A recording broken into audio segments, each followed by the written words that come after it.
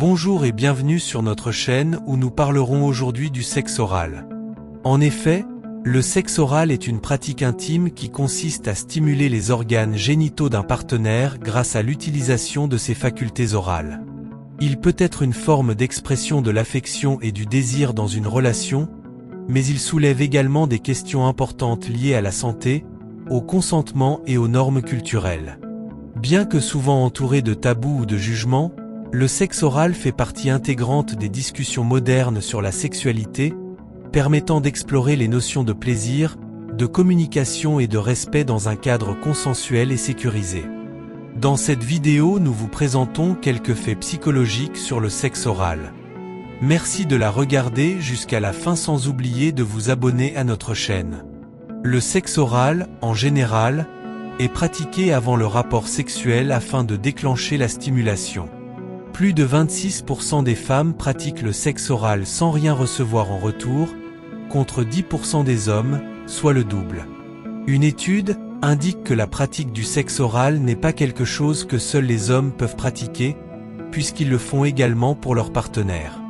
Une enquête indique que plus de 65% des hommes et 55% des femmes pratiquent le sexe oral. Il est prouvé qu'atteindre l'orgasme est un moyen de soulager la douleur, grâce à la libération des ocytocines.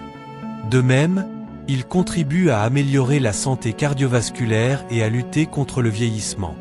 Le sexe oral est donc sain, avec les précautions nécessaires. Le sexe oral a évolué dans sa perception sociale et sa compréhension des risques associés.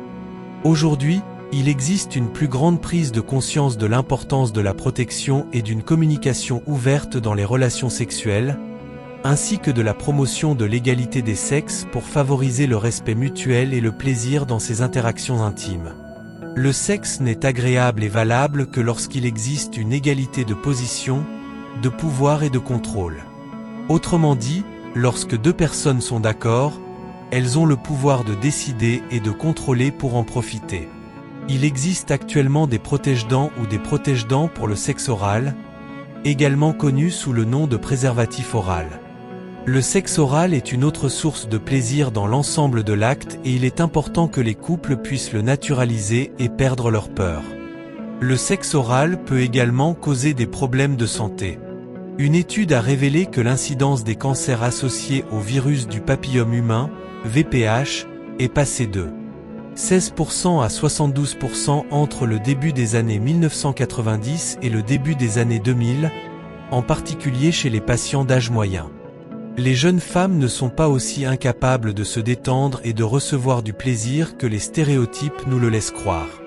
L'étude montre que le sexe oral et la déglutition de spermatozoïdes sont corrélés à une incidence plus faible de prééclampsie, ce qui correspond à l'idée existante selon laquelle un facteur paternel est impliqué dans l'apparition de la prééclampsie, indique le magazine.